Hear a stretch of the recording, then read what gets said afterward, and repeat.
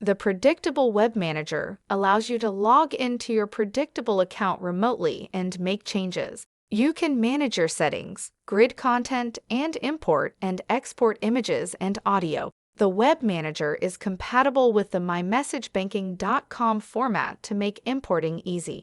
Please note that the Web Manager can only be used if you are using an online Predictable account. If you are offline, the data cannot be shared and updated.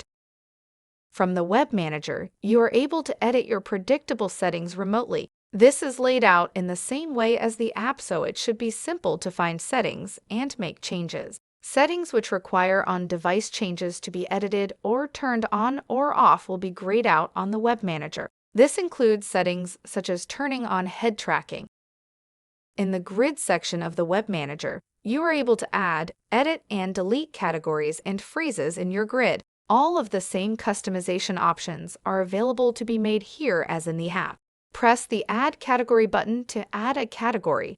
Then once a new row appears in the table, you can add a display name and an image or symbol. All columns which show a dash are customizations available for phrases only. You can then press the Expand button at the end of the row to go into the category and add any phrases and subcategories. Press the Add Phrase button to add a new phrase. Then in the new row that appears, you can add customizations such as display text, speak text, audio, and image.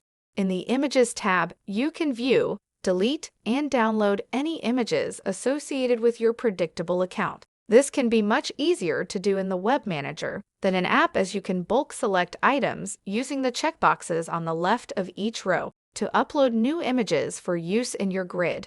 Press the Upload button in the top right corner and select from your device. The Audio tab lets you view, delete, and download any audio files that are stored on your Predictable account. In the same way as for images, you can bulk select items using the checkboxes on the left of each row to perform actions more efficiently for multiple items.